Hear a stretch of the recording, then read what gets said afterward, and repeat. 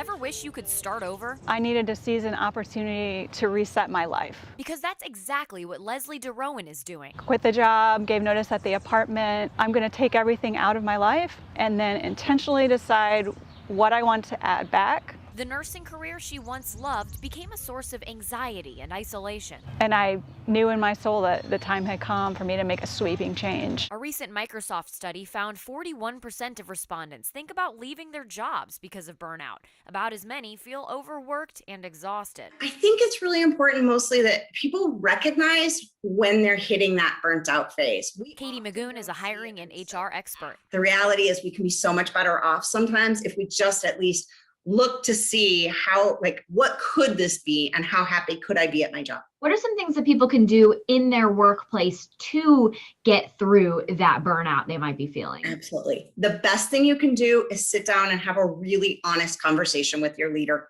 coming up with your own set of goals and then working with your leader to figure out how that fits into the organization can be a great way to re-energize yourself within a current employer. Reestablish goals and timelines that may have been set aside and reclaim work-life boundaries that may have been blurred in the pandemic. One of the big challenges that happened over the last year is folks didn't take time to re-energize and recharge. No matter how much you love your job, that eventually wears on you. Ask yourself, what do I love doing?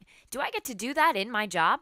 Is that going to fulfill me in the long term? And does it align with my current life priorities? Maybe you really have your motivations have changed over the course of the last year. Now it may be time to look for different opportunities. Whatever that opportunity is, Leslie says she's excited to embrace it. My hope is that when I look back on all of this, my only regret is going to be not doing it sooner. Abby Larico, 5 on your side.